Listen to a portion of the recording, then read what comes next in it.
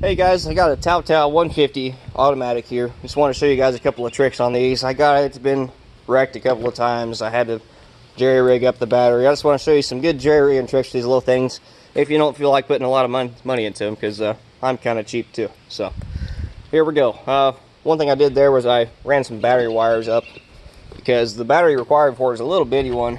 You can see there. I put a board down there because the seat was kind of jacked up. So that holds the seat in place a little stiffer because the seat was kind of going through. But anyways, easy. Just put some new leads on there, run it up to here, mount it.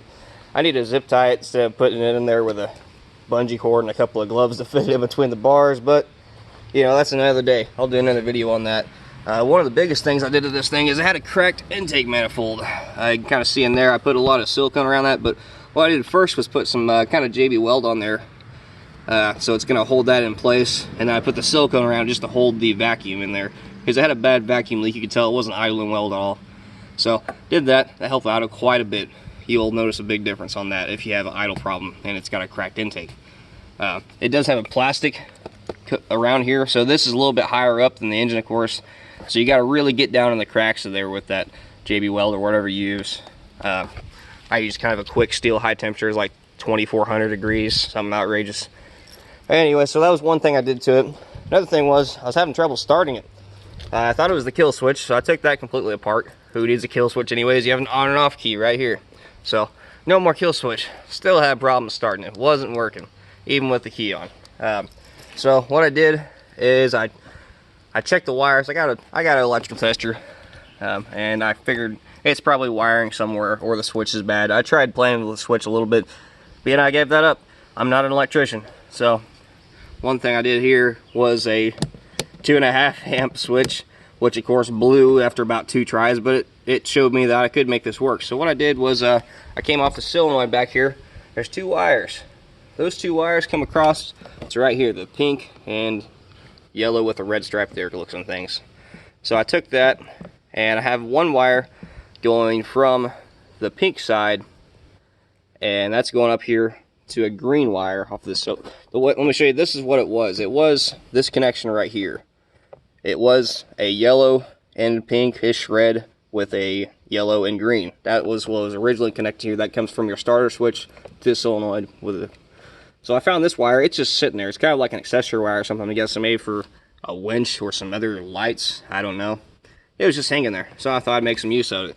When I plugged this in straight to here, you can hear that starter crank with the switch on. So you turn the switch on and you plug this in there, it'll start for you in an emergency if you have to and your starter switch goes out. But I went ahead and jerry rigged it a little farther, and I'm not quite done. I'm going to clean this up a little bit. I'm not just going to leave wires stranded here like that. But so what I've got now is I've got a green wire, which, you know, let's not play the color game here because there's a lot of different colored wires I got spliced together here.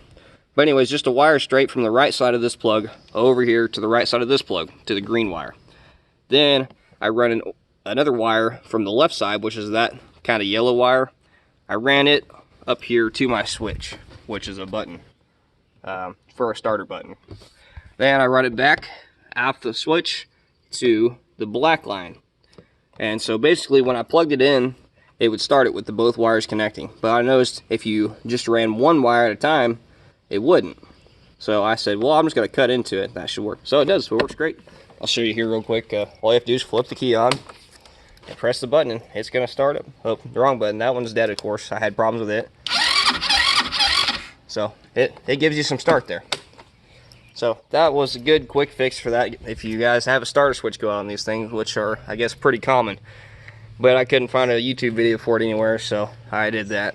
Another thing I ran into, after I got all that fixed, I went for a ride, and both of my taillight lens covers fell off. It's just a screw that goes into a plastic bedding, and it fell right out.